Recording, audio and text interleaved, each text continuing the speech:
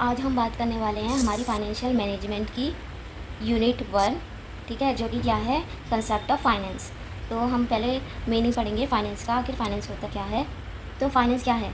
Finance कुछ भी हम मनी से रिलेटेड एक्टिविटी कर रहे हैं या मनी को मैनेज कर रहे हैं या जो भी हमारे पास मनी है उसका सही इस्तेमाल कर रहे हैं, उसे हम फाइनेंस कहते हैं। तो मीनिंग क्या है इसमें? Finance refer to the management of money, ठीक है, management of money and monetary resources, और जो भी हम मॉनेटरी हमारे पास पैसे हैं, इट्स इन्वॉल्व प्लानिंग।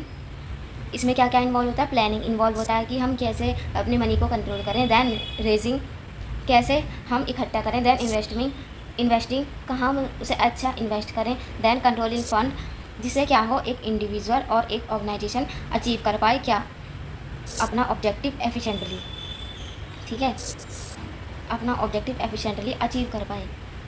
तो एक बार फिर से पढ़ते हैं, मीनिंग क्या है। Finance refer to the management of money and monetary resources, it involve planning, raising, investing and controlling funds so that individual और organisation can achieve it objective efficiently. अब हम बात करते हैं फाइनेंस का बिजनेस में क्या मतलब होता है। तो finance is concern with obtaining fund. Finance का क्या मतलब होता है कि हम जो भी फ़ंड है उसको ऑब्टेन करें, इकट्ठा करें सही समय पर और सही कॉस्ट पर, और जो भी फ़ंड हमने इकट्ठा करा है उसे एफिशिएंटली यूज़ करें और इंश्योर करें कि जो भी हम फाइनेंशियल डिसीजन ले रहे हैं वो इंक्रीज़ करें हमारी वैल्यू ऑफ अ बिजनेस, ठीक है। तो एक सिंपल फ्लो समझते हैं। पहले need of the fund, then raising the fund, then investment of fund, then monitoring and controlling. अब हम बात करते हैं नेचर ऑफ फाइनेंस। क्या है नेचर फाइनेंस का? पहला, ये कंटिन्यूस प्रोसेस है। क्यों? फाइनेंशियल डिसीजन रिक्वायर्ड होते हैं हमारी हर बिजनेस एक्टिविटीज़ में। हमें मशीन परचेज़ करनी है तो फाइनेंशियल डिसीजन होगा, हमें सैलरी देनी है तो फाइनेंशियल डिसीजन होगा, ठीक है, हमें एक्सपेंड करना है बिजनेस तो फाइनेंशियल डिसीजन होगा। Then goal oriented. Goal oriented का क्या मतलब है कि जो अल्टीमेट गोल है ना, अल्टीमेट ऑब्जेक्टिव है, वो क्या है कि हम अच्छे तरह से फंड को यूज़ करें और एक क्रिएट करें क्या, value. Then risk return relationship. अब रिस्क रिटर्न रिलेशनशिप क्या होती है? जितनी हम एक्सपेक्टेड रिटर्न रखते हैं उतना ही हमें हायर रिस्क होता है, जितनी हाई हमारी एक्सपेक्टेशन होगी उतनी हाई हमारा रिस्क होगा। Then analytical in nature. Financial decision use data forecast, ratio, budget and quantitative technique. Financial decision क्या होते हैं कि जो यूज़ करते हैं वो डेटा फोरकास्ट करने के लिए रेशियो एनालिसिस करते हैं, बजटरी कंट्रोल करते हैं और क्वांटिटेटिव टेक्निक का यूज़ करते हैं एनालिसिस में। देन इंटरडिसिप्लिनरी क्या है? फाइनेंस इससे कनेक्टेड है हमारी अकाउंट से, हमारी इकोनॉमिक्स से, हमारी स्टैटिक्स से, टैक्सेशन से और मैनेजमेंट से। कौन कौन से सब्जेक्ट आते हैं इससे related? Account, economic, statics, taxation and management. अब डायनेमिक क्यों है? फाइनेंशियल डिसीजन चेंज होते रहते हैं, किसके साथ? टेक्नोलॉजी के साथ, मार्केट कंडीशन के साथ, इंटरेस्ट रेट के साथ, कंपटीशन के साथ और जो भी गवर्नमेंट पॉलिसी बना रही है उसके साथ। तो पहला नेचर क्या है? कंटिन्यूस प्रोसेस है। दूसरा नेचर क्या है? डिसीजन ओरिएंटेड है। तीसरा नेचर क्या है? गोल ओरिएंटेड है। फोर्थ नेचर क्या है? Risk return relationship. फिफ्थ क्या है? Analytical in nature. सिक्स्थ क्या है? इंटरडिसिप्लिनरी। सेवन्थ क्या है? डायनेमिक। अब हम बात करेंगे scope of finance. Scope of finance का मतलब कि कौन कौन से एरिया में फाइनेंस का यूज़ होता है। पहला, इन्वेस्टमेंट डिसीजन। इन्वेस्टमेंट डिसीजन क्या है कि where and how much money should be invested, कि कहाँ और कितनी मनी हमें इन्वेस्ट करनी है। दूसरा, financing decision, from which source should fund be raised, कि हमें कहाँ से जो भी हमारी मनी है उसे इकट्ठा करना है, कहाँ से हम रेज करें, लाएं। देन डिविडेंड डिसीजन, कि जो भी प्रॉफिट हुआ है हमें उसे हम कैसे डिस्ट्रीब्यूट करें या कैसे बिजनेस में कुछ प्रॉफिट का पार्ट हम रोके रखें। देन वर्किंग कैपिटल मैनेजमेंट, इसमें कि हम short term asset and liabilities को कैसे मैनेज करें। देन फाइनेंशियल प्लानिंग, कि how much money will be required and when, कितनी मनी हमें चाहिए होगी और कब चाहिए होगी। देन फाइनेंशियल कंट्रोल, कि how can financial performance be monitor corrected, जो भी हमारी फाइनेंशियल परफॉर्मेंस है उसे हम कैसे मॉनिटर करेंगे और कैसे करेक्ट करेंगे। तो इन स्कोप में फाइनेंस का यूज़ होता है हमारे, ठीक है। अब हम बात करते हैं ऑब्जेक्टिव ऑफ फाइनेंस। क्या क्या ऑब्जेक्टिव है फाइनेंस के? पहला, प्रॉफिटेबिलिटी, एक प्रॉपर अमाउंट में हम प्रॉफिट अर्न करते हैं, किसके साथ? एक एफिशिएंट यूज़ करके रिसोर्सेज का। देन वेल्थ क्रिएशन, इसमें क्या हम करते हैं? मार्केट की वैल्यू को इंक्रीज़ करते हैं ओनर की इन्वेस्टमेंट के साथ। क्या इंक्रीज़ करते हैं? मार्केट वैल्यू किसकी? ओनर की इन्वेस्टमेंट की। देन लिक्विडिटी, लिक्विडिटी में क्या करते हैं, हम मेंटेन करते हैं कि हमारे पास इतना कैश हो या इतने करंट एसेट हो जिससे हम शॉर्ट टर्म ऑब्लिगेशंस को फुलफिल कर पाएँ। शॉर्ट टर्म ऑब्लिगेशन मतलब एम्प्लॉय की सैलरी दे पाएँ, रॉ मटेरियल इकट्ठा कर पाएँ, short term day to day activities हम मैनेज कर पाएँ। देन सेफ्टी कैसे कि हम अवॉइड करें अननेसेसरी फाइनेंशियल रिस्क को, और while making investment and financing decision हम फाइनेंशियल रिस्क ना लें, सेफ्टी से काम को अपने करें। Then optimum utilisation of fund मतलब इंश्योर करें कि जो भी फंड है वो आइडल हो, नेदर आइडल और अननेसेसरी ओवर इन्वेस्ट ना हो। मतलब हम सही तरीके से फंड यूज़ करें कि हम ज़्यादा इन्वेस्ट भी ना कर दें और ज़्यादा हम वो भी ना करें, कलेक्ट भी ना करें। देन ग्रोथ कैसे, provide adequate finance for expansion, एक प्रॉपर अमाउंट होनी चाहिए बिजनेस को बढ़ाने के लिए और किसके लिए, लॉन्ग टर्म डेवलपमेंट के लिए। ठीक है, अब हम बात करेंगे प्रॉफिट मैक्सिमाइजेशन क्या होता है। प्रॉफिट मैक्सिमाइजेशन, तो प्रॉफिट मैक्सिमाइजेशन क्या है कि डिसीज़न को इस तरह लिया जाए कि हम इंक्रीज़ कर सकें हमारा अकाउंटिंग प्रॉफिट जो कि बिज़नेस का है। क्यों? क्योंकि प्रॉफिट ही एक ऐसी चीज़ है जो एक मेन ऑब्जेक्टिव होता है किसी भी फाइनेंशियल मैनेजमेंट का। ठीक है, एडवांटेज क्या है, ईजी होता है अंडरस्टैंड करना कि हम बिज़नेस क्यों कर रहे हैं, प्रॉफिट अर्न करने के लिए। शॉर्ट टर्म परफॉर्मेंस इसमें मेजर होती है। एंकरेज करते हैं हम इसमें कॉस्ट कंट्रोल और एफिशिएंट ऑपरेशंस करते हैं। एडवांटेज क्या है, सिंपल होता है अंडरस्टैंड करने के लिए। शॉर्ट टर्म हम इसमें परफॉर्मेंस मेजर करते हैं, एंकरेज करते हैं कॉस्ट कंट्रोल को और एफिशिएंट ऑपरेशन करते हैं। लिमिटेशन क्या है, क्या लिमिटेशन है, ये इग्नोर करता है टाइम वैल्यू ऑफ मनी, जो भी मनी की वैल्यू है उस टाइम पर उसे इग्नोर करता है। रिस्क होता है इसमें, क्वालिटी ऑफ अर्निंग भी मैटर करती है। Long term effect of decision को इग्नोर करता है और एंकरेज करता है short term decision at the expense of long term value, ज़्यादा खर्चे के साथ। देन वेल्थ मैक्सिमाइजेशन क्या होती है हमारी, wealth maximisation means maximising the market value, market value को इंक्रीज करना किसकी, ओनर की और शेयर होल्डर के इन्वेस्टमेंट की in a company. It is generally reflected in the market price of share, ये किससे रिफ्लेक्ट होती है, कैसे पता लगेगा हम वेल्थ मैक्सिमाइज कर रहे हैं, मार्केट प्राइस ऑफ शेयर से हमें पता लगेगा। वाई इट इज़ प्रेफर्ड, क्यों प्रेफर्ड करी जाती है, क्योंकि ये कंसीडर करती है टाइमिंग ऑफ रिटर्न, रिस्क को, कैश फ्लोज का, इनफ्लो कैश जा रहा है, कैश आ रहा है, लॉन्ग टर्म वैल्यू के लिए। फाइनेंशियल मैनेजमेंट क्या करती है, ग्रेटर इंपॉर्टेंस देती है किसको, वेल्थ मैक्सिमाइजेशन को। ठीक है, अब हम डिफरेंस पढ़ेंगे प्रॉफिट मैक्सिमाइजेशन में और वेल्थ मैक्सिमाइजेशन में।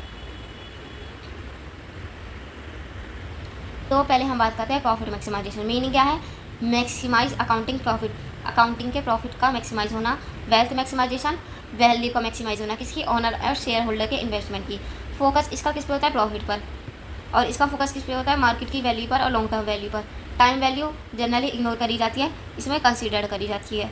रिस्क को भी इग्नोर करा जाता है पर इसमें कंसीडर करा जाता है। Cash flow less emphasis, cash flows को ज़्यादा इंपॉर्टेंस नहीं दी जाती है पर इसमें स्ट्रॉन्ग एम्फेसिस इंपॉर्टेंस दी जाती है। नेचर इसका है शॉर्ट टर्म ओरिएंटेड और इसका है long term oriented. Decision profit amount पर होता है और value created by the decision. Market value directly consider नहीं होती पर ये डायरेक्टली लिंक्ड होता है मार्केट वैल्यू से। मॉडर्न रेफरेंस क्या होता है, ये ट्रेडिशनल ऑब्जेक्टिव है कि हमें बस प्रॉफिट अर्न करना है, और ये मॉडर्न ऑब्जेक्टिव है कि हमें प्रॉफिट के साथ साथ वैल्यू भी क्रिएट करनी है। अब हम बात करेंगे किसकी, function of finance manager in the modern age. जो भी फाइनेंस मैनेजर है हमारा, उसके आज के टाइम में क्या फंक्शन है। पहला, इन्वेस्टमेंट डिसीजन।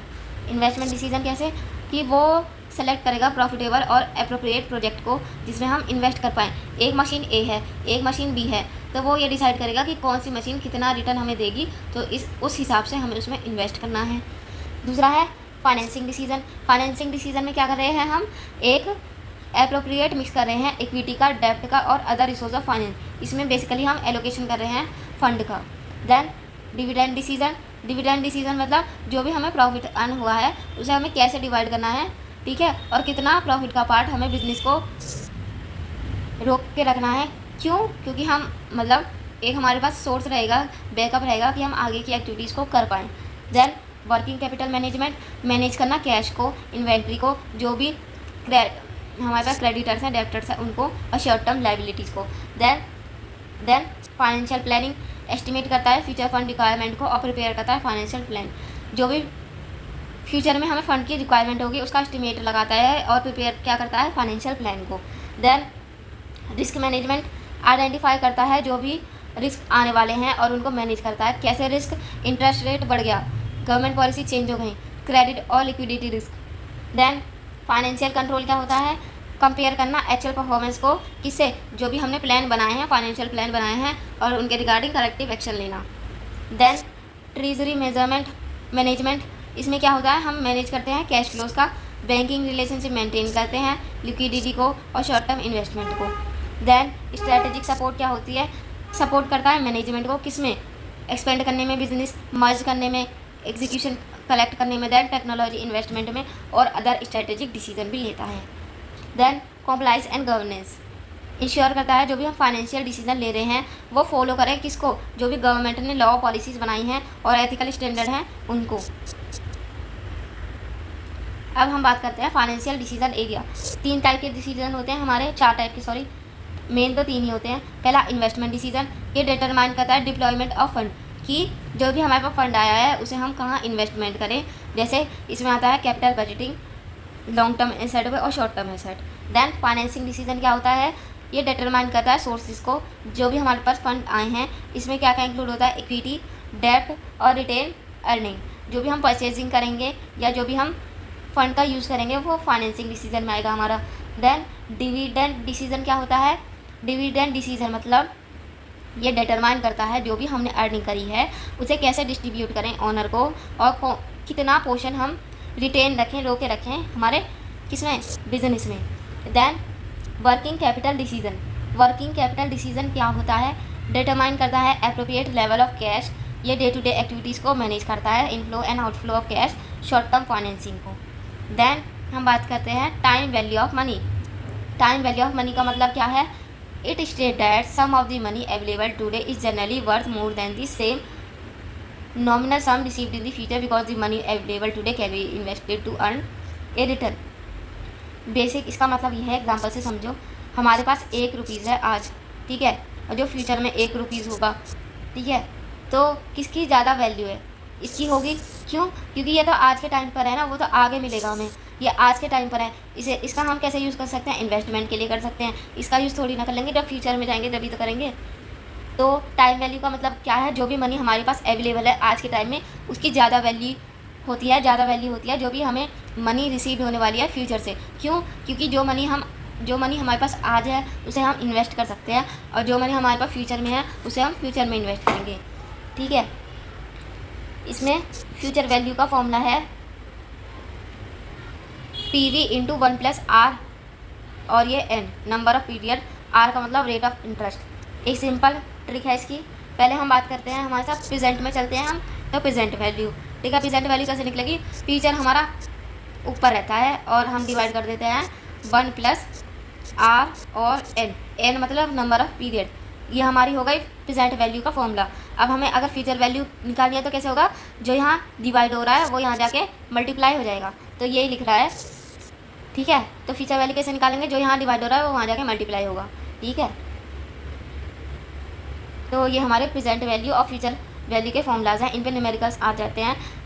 जहाँ PV किससे डिनोट करता है, प्रेजेंट वैल्यू, FV क्या होता है, फ्यूचर वैल्यू, R क्या होता है, रेट ऑफ इंटरेस्ट, और N क्या होता है, नंबर ऑफ पीरियड।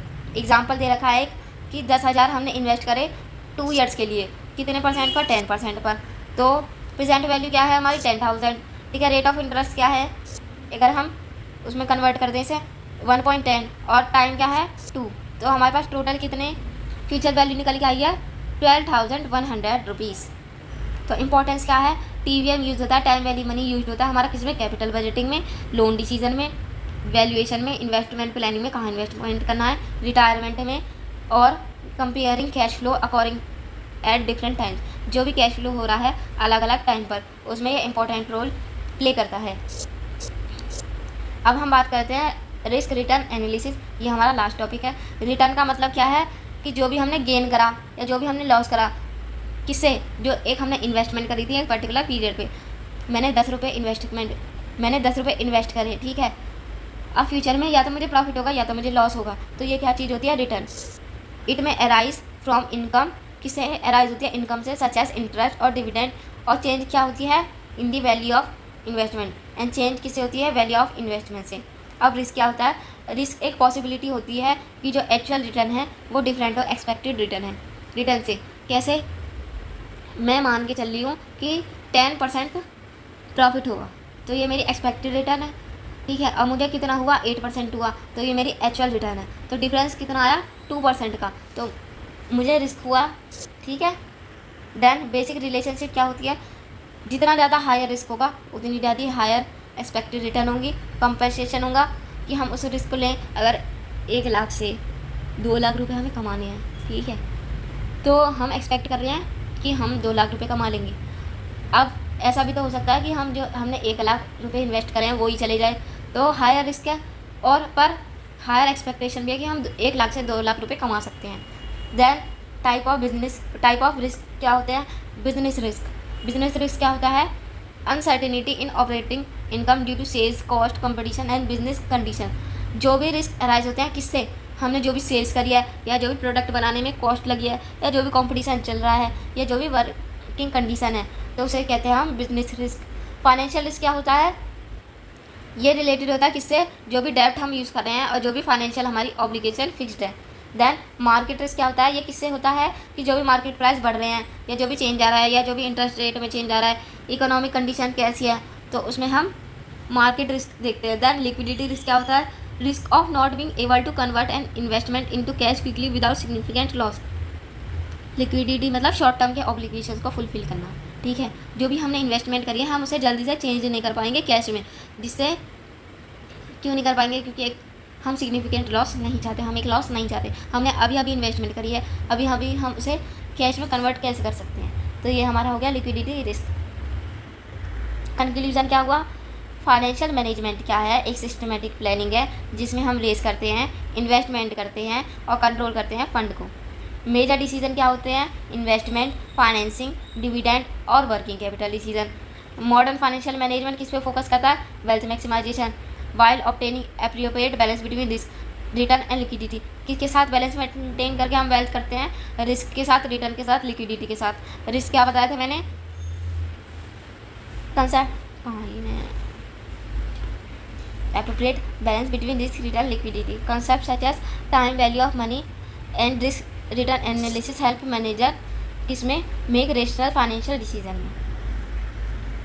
तो ये थी हमारी यूनिट 1 फाइनेंशियल मैनेजमेंट की, ठीक है। अगर कोई भी टॉपिक लेफ्ट हुआ हो या कोई मुझसे मिस्टेक हुई हो तो कमेंट कर देना। बाकी चैनल को सब्सक्राइब कर लेना और लाइक बटन कर देना अगर कुछ भी समझ आया हो थोड़ा बहुत भी। Thank you.